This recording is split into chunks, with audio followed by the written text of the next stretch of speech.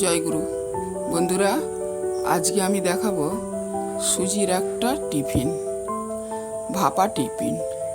টিফিনটা আমি বানাবো, আপনারা দেখতে থাকুন। এই সুজি আর সবজি দিয়ে যে টিফিন করতে লাগবে সেই সব উপকরণগুলো আপনাদের বলে দিই। প্রথমে লাগছে সুজি, টক দই, গাজর গ্রেট করা, ক্যাপসিকাম কুচি, টমেটো কুচি, কাঁচা লঙ্কা কুচি। এই দিয়ে হয়ে যাবে আমার সুজির একটা ভাপা টিফিন। এখন সুজিটা টক দই দিয়ে মাখিয়ে রাখবো। আমি নিয়েছি হাফ বাটি সুজি।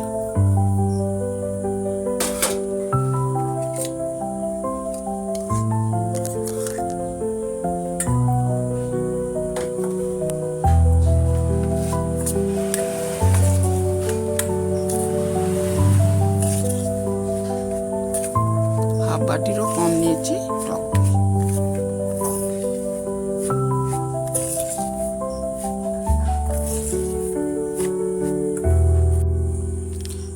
এইবারে কড়াইটা বসিয়ে দিয়ে তাতে ফোড়নে কালো সর্ষে আর এই কারি পাতা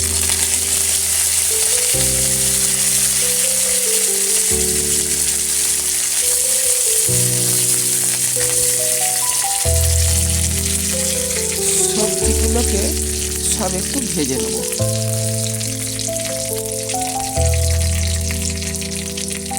প্রথমে দিচ্ছি গাজর, তারপরে দিচ্ছি ক্যাপসিকাম,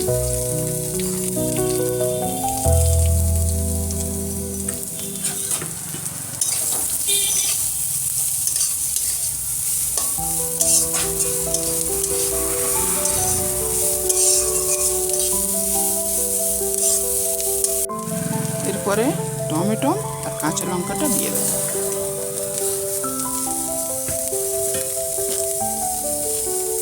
সামান্য একটি লবণ দেবো।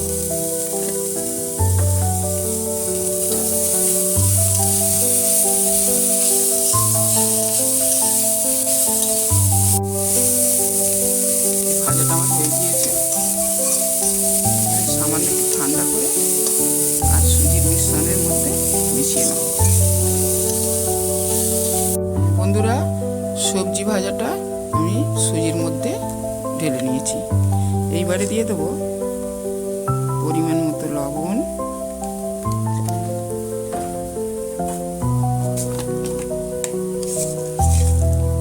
এক চামচ চিনি,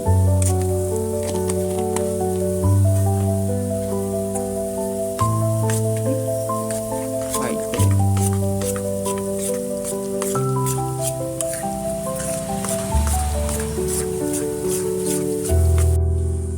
এইবারে দেবো ইনো।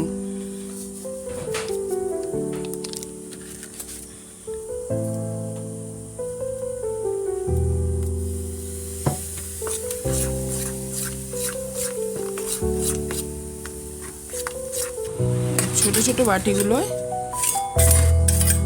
তেল লাগিয়ে নিয়েছি, সাদা তেল একটু। এবারে প্রত্যেকটা বাটিতে আমি একটু খালি খালি করে ঢেলে, কারণ এটা ফুলে বাটিটা ভর্তি হয়ে যাবে।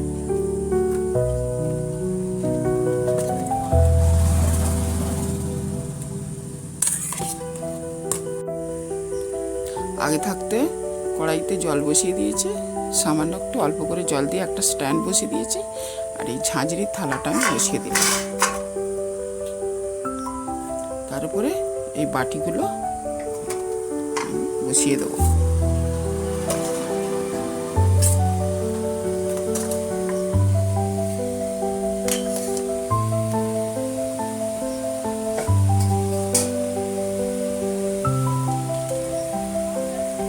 ঢাকা চাপা দিয়ে 10 মিনিট পরে আমি খুলে দেখছি।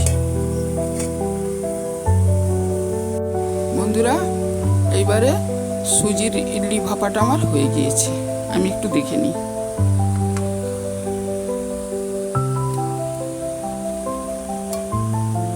হয়ে গিয়েছে। এবার আমি নামিয়ে নেব।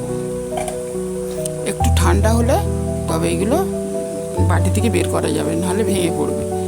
একটু ঠান্ডা হতে দিই, তারপরে আপনাদের আমি তুলে দেখাবো।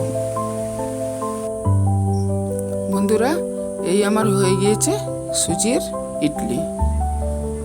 আপনারা এইভাবে খাবেন, দেখুন কিরকম সফট হয়েছে, খুব সুন্দর হয়েছে। এইভাবে আপনারা বানাবেন, এইভাবে আপনারা খাবেন, বাচ্চাদের স্কুলে টিফিন দেবেন, খুব ভালো লাগবে। জয় গুরু।